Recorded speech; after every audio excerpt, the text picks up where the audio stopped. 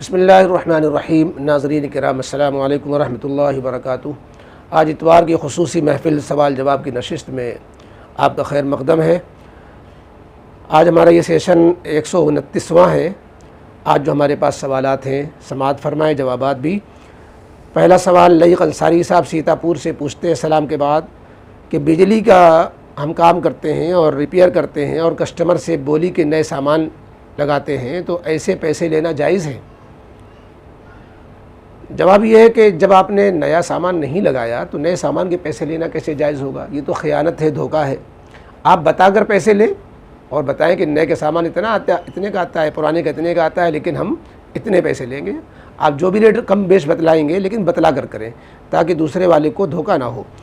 باقی اپنی اجرت جو بجلی کی کام کرنے کی ہے، ریپیئر کرنے کی ہے، اس کو آپ الگ سے جوڑ سکتے ہیں، لیکن پرانی چیز لگا کر کے نئے کی قیمت جوڑنا اور یہ کہنا کہ نیا لگایا ہے، یہ تو کھلا ہوا دھوکہ ہے۔ اگلا سوال جناب تاثیر عثمانی کانپوری۔ سلام کے بعد انہوں نے کہا مفتی صاحب ایک مسئلہ عرض کرنا ہے کہ کیا مٹی کے برتن میں کھانا کھانا سنت ہے اور اس کے کیا کیا فائدے ہیں؟ مٹی سے تو ہم بنے ہی ہیں، منا خلقناکم وفیہا نعیدکم منا نخرجکم، مٹی میں ملنا ہی ہے۔ حضرت علی رضی اللہ تعالیٰ عنہ سے کسی نے پوچھا تھا کہ آپ اپنا تعارف کرائیے، تو فرمایا کہ من ترابن علی ترابن فی ترابن، کہ بھائی مٹی میں رہ رہے ہیں، مٹی سے بنے ہیں اور مٹی میں واپس جائیں گے، یہی ہمارا تعارف ہے۔ تو بہرحال مٹی سے ایک مناسبت تو انسان کو ہے۔ مٹی کے برتن میں یوں تو کھانا کھانا سنت ہے نہیں ہے، میری نظر سے کوئی حدیث تو نہیں گزری کہ مٹی کے برتن وہاں چلتے ہوں اور نبی کریم علیہ السلام نے اس میں کھانا کھایا ہو، لیکن مٹی کے برتن میں کھانا کھانے میں کوئی حرج نہیں بلکہ کچھ فائدے ہی ہوں گے، کیونکہ مٹی کے برتن میں مٹی سے کچھ سودا پن بھی پیدا ہوتا ہے اور اس میں جو دھات اور چیزوں کی دھات ہوتی ہے جیسے سلور ہے اور جو چیزیں ہیں اور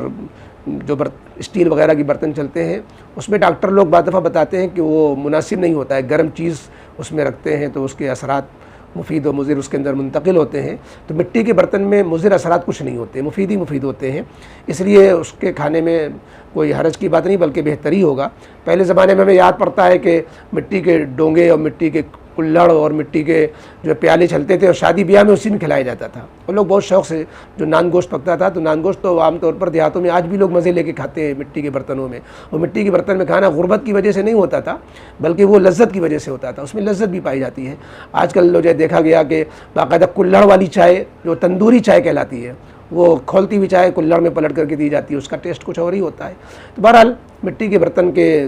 دینی دنیاوی اعتبار سے کوئی اس میں نقصان کا تو پہلو ہمیں نظر نہیں آتا، فائدہ ہی معلوم ہوتا ہے، باقی سنت ہونے کی ہمیں تحقیق نہیں ہے۔ تیسرا سوال جناب عبداللہ صاحب کراچی سے ہے۔ انہوں نے ماشاءاللہ بسم اللہ اور درود کے بعد کہتے ہیں میں کراچی سے عبداللہ ہوں، ماشاءاللہ پروگرام بہت نفع بخش ہے، بہت فائدہ ہوتا ہے، جزاک اللہ خیرا کثیرا۔ ایک مسئلہ یہ معلوم کرنا تھا کہ نماز کے لیے وضو کامل کر لیا، پھر کسی وجہ سے کپڑے بدلنے کے لیے برہنہ ہوا، شلوار قمیص دونوں اتار دیے، کپڑے دوسرے پہن لیے، کیا اس صورت میں وضو ٹوٹنے کا حکم لگے گا؟ دوبارہ کرنا پڑے گا؟ قرآن و سنت کی روشنی میں تفصیلی جواب دے، اللہ آپ کو جزائے خیر دے۔ برہنہ ہو جانا، کپڑے چینج کر لینا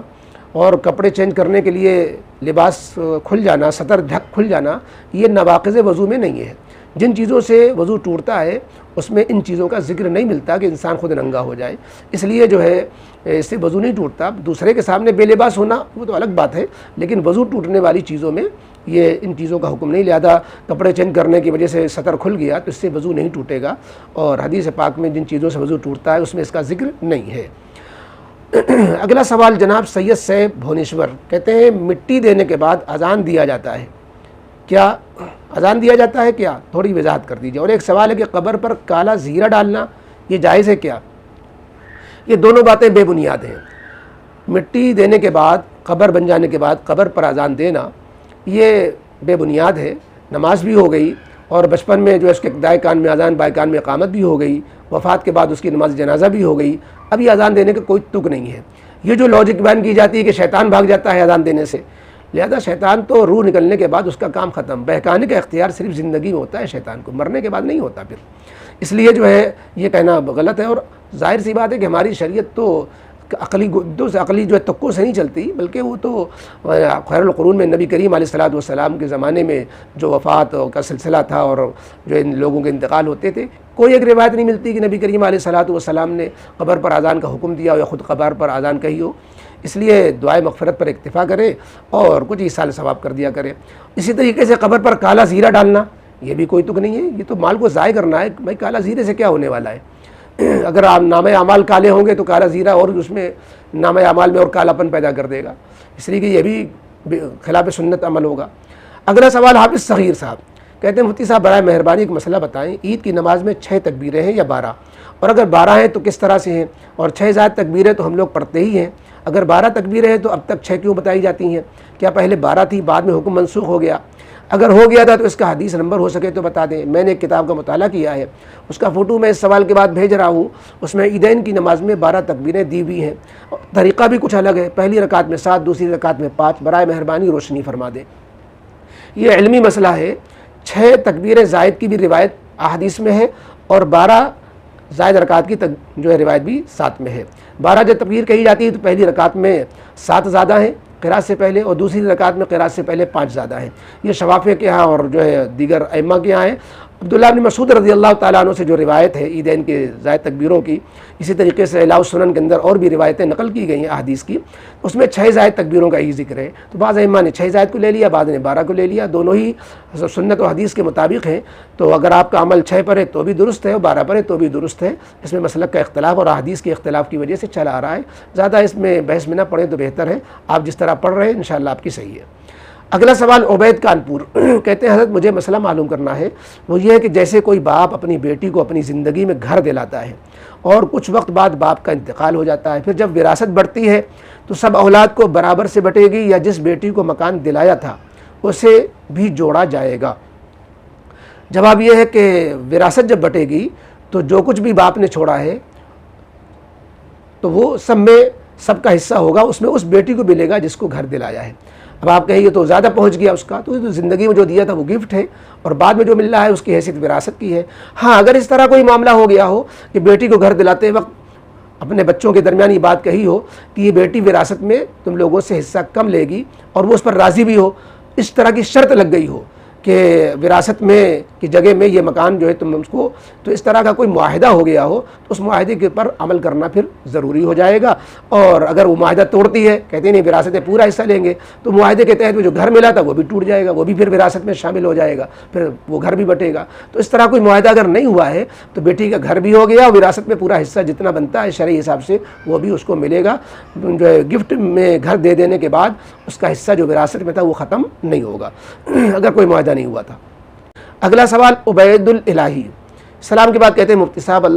یہ معلوم کرنا ہے کہ ہم 2 بھائی اور 2 بہنیں ہیں، بڑے بھائی کے حالات زیادہ ٹھیک نہیں ہیں، باقی سب مزے میں ہے، تو والد صاحب اگر بیٹی سے پوچھے بغیر ایک مکان بڑے بیٹے کے نام کر دیں تو کیا یہ صحیح ہوگا؟ جبکہ ایک بیٹے سے پوچھا تو وہ اجازت دے دیا ہے لیکن بیٹی سے نہیں پوچھا۔ زندگی میں باپ کو پوچھنے سے بلکہ بیٹے سے بھی پوچھنے کی ضرورت نہیں تھی، دل جوئی کے لیے بیٹی بیٹے سے پوچھ لے اچھی بات ہے، لیکن باپ جب جس چیز کے مالک ہیں وہ زندگی میں جس کو چاہے دیں، ضرورت کی بنیاد پر کسی کو کم زیادہ بھی دے سکتے ہیں، ایک کو دے ایک کو نہ دے۔ ہاں مرنے کے بعد شریعت نے جس کے جو حصے رکھے ہیں اس میں کوئی فرق نہیں ہو سکتا، اجازت کے بغیر کسی کا حصہ کسی کو کم بیش کر کے نہیں دیا جا سکتا،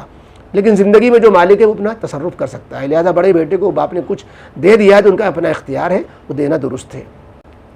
اگلا سوال امان احمد صاحب کہتے ہیں حضرت فون میں اینیمیشن یوز کرنا اور اسے بنانا جائز ہے جس میں انسان کی مکمل چہرے کی تصویر بھی ہو جیسے ناک آنکھ اور سب کچھ وغیرہ؟ جواب یہ ہے کہ جس طرح پہلے زمانے میں لوگ مٹی سے شکلیں بنایا کرتے تھے، آنکھ ناک کان بناتے تھے، اب وہ ڈیجیٹل دنیا میں موبائل سے اور نیٹ سے بنانے لگ گئے ہیں، تو یہ ایک تو لایانی فضول عمل تو ہے ہی، اور بلا وجہ ایسا کرتے ہیں تو وہ اس کا گناہ بھی ہوگا۔ کسی ضرورت کے تحت میں ایسا کیا جاتا ہے، مثلا کسی کو چشمے کی ناپ بھیجنی ہے، چشمے کا ڈیزائن بھیجنا ہے اور اس میں اپنے یہ دکھلانا ہے کہ میری آنکھ اس طرح کی ہے، اس میں چشمہ کیسے فٹ آئے گا، ایک بنیاد ہو سکتی ہے ضرورت کی، اسی طریقے سے کچھ اور، ورنہ محض شوقیہ اور محض جو ہے تصویر کے طور پر تو یہ بہرحال ناجائز ہے۔ تو گویا اس میں دونوں طرح کی صورتیں ہو سکتی ہیں، اور خام خواہ کر رہے ہیں، کھیل رہے ہیں اس سے، تو یہ لایانی عمل ہے اور لایانی عمل میں لگنا بھی غلط ہوتا ہے۔ اگلا سوال ابو سعید اعظمی صاحب ممبئی سے ہیں، پوچھتے ہیں کہ اگر کسی شخص نے نکاح سے پہلے مہر مقرر کیا اور نکاح کے وقت قاضی صاحب نے مہر کا ذکر ہی نہیں کیا تو کیا نکاح پر کوئی اثر پڑے گا؟ اور اگر بالکل ہی مہر نہ باندھا جائے تو کیا نکاح درست ہے؟ جواب یہ ہے کہ نکاح تو دونوں حالتوں میں درست ہے، مہر طے تھا لیکن ذکر نہیں آ سکا، مہر طے نہیں تھا تو نکاح ہو گیا تو نکاح تو بہرحال ہو جائے گا، البتہ مہر کیا دینا پڑے گا اس میں تفصیل ہے۔ مہر طے تھا تو جو طے تھا وہی دینا پڑے گا، بھلے ذکر نہیں آیا، اور مہر طے ہی نہیں تھا تو پھر مہر مثل جو خاندانی مہر کہلاتا ہے، جو بیوی کے بہنوں اور خالوں اور پھوپھیوں کا جو مہر چل رہا ہو اس زمانے کے اسی طرح کے انداز کے اعتبار سے، جبکہ دونوں میں مساوات ہو شکل و صورت، مال و جمال وغیرہ میں، تو جتنا مہر خاندانی ہے وہی مہر دیا جائے گا، یا یہ کہ دونوں لوگ کچھ طے کر لے تو بات الگ ہے۔ دوسرا سوال انہی کا ہے، طواف کرتے کرتے اگر کوئی حتیم میں داخل ہو گیا تو کیا طواف درست ہے یا دہرانا لازم ہوگا؟ حتیم سے نکل کر اس حصے سے دوبارہ کرنا جہاں سے حتیم میں داخل ہوا ہے، گویا حتیم کے حصے کو